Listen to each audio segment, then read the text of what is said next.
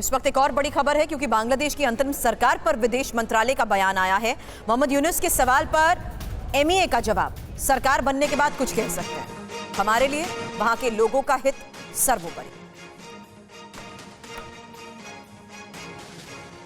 तो अब विदेश मंत्रालय की तरफ से बांग्लादेश के हालात और शेख हसीना की भारत में मौजूदगी को लेकर बड़े बयान सामने आए हैं, जहां भारत में रहने का शेख हसीना खुद फैसला लेंगी और कब तक रहना है इसको लेकर भी वो खुद ही तय करेंगी, ये एमईए की तरफ से कहा गया। वहीं बांग्लादेश में अब मोहम्मद यूनुस के सवाल पर एमईए का ये जवाब सामने आया कि सरकार बनने के बाद ही कुछ कह सकते हैं। सर, मैं मनीष झा हूँ TV9 से। मोहम्मद यूनुस जो कि बांग्लादेश में इंटरिम सरकार को लीड करने वाले हैं, उनका इंडिया को लेकर बहुत ही मिक्स रिएक्शन रहा है। पब्लिकली वो ये बात काफ़ी क्रिटिसाइज करते हैं कि शेख हसीना को इंडिया ने बहुत ज़्यादा समर्थन दिया है। तो अब जबकि वो सरकार को लीड करेंगे तो इंडिया की क्या एक्सपेक्टेशन है मोहम्मद यूनुस से? मनीष, आपका सवाल देखिए, अभी तो वहाँ सरकार जो अंतरिम सरकार है बना नहीं है। एक बार अंतरिम सरकार बन जाए तो उसके बाद कुछ कहा जा सकता है।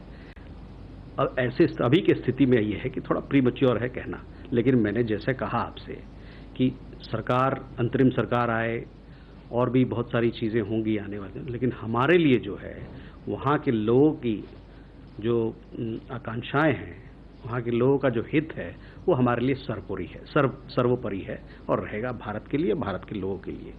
तो इस उद्देश्य को मद्देनजर रखते हुए हम लोग काम करेंगे। इस बीच बड़ी खबर आ रही है, ब्रिटेन के विदेश मंत्री ने भारत के विदेश मंत्री एस जयशंकर से बात की है। दोनों के बीच बांग्लादेश के मुद्दे पर बातचीत हुई है।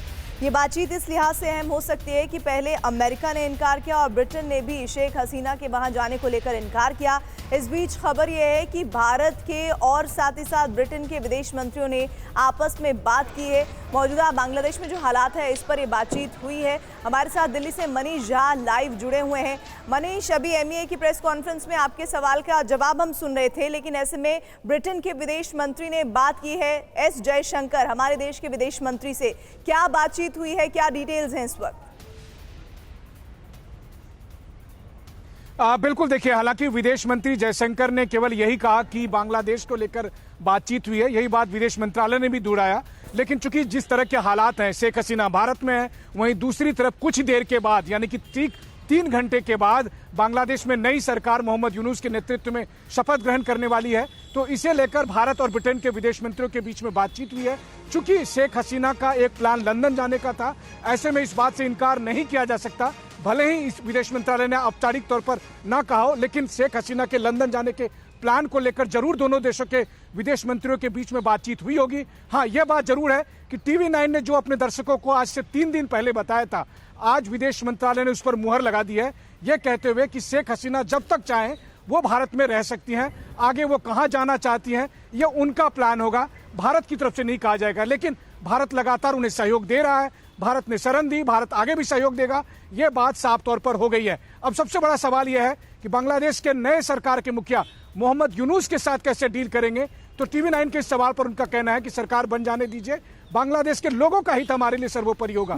क्योंकि मोहम्मद यूनुस इंडिया को लेकर बहुत ही आलोचक रहे हैं जब वो इंडिया और शेख हसीना के रिश्तों की बात करते हैं। तो जी, हालांकि ये जरूर बात कही जा रही है कि ब्रिटेन अभी चुप है शेख हसीना को वहां जाने को लेकर, उस पर बयान को लेकर, लेकिन अब खबर यह है कि दूसरे देशों की तरफ भी विचार किया जा रहा है। लेकिन जब तक शेख हसीना चाहती हैं भारत में रह सकती हैं, इस तरह की जानकारियां सामने आई हैं। मनीष, शुक्रिया इस डिटेल का।